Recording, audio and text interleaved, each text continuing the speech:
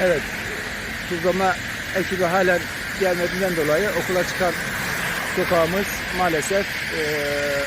Evet bir ara şimdi geliyor. Arkadaş oradan gel.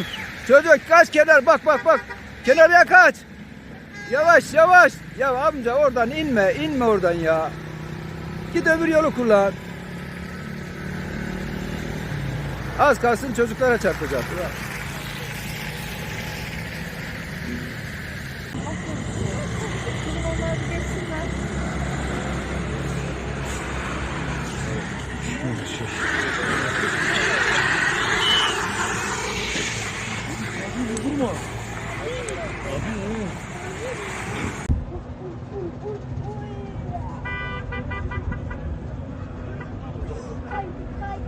Kaydı abi, çekil abi.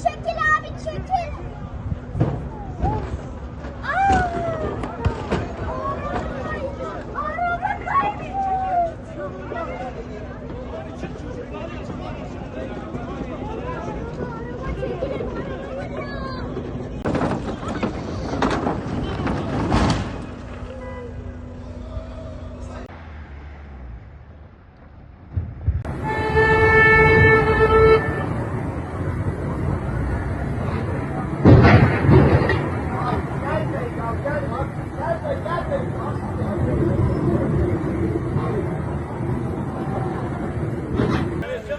Hocam yavaş, buradan araç bırakmayın.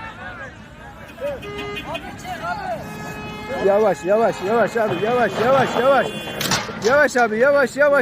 yavaş. Abi oradan inmeyecektin ya.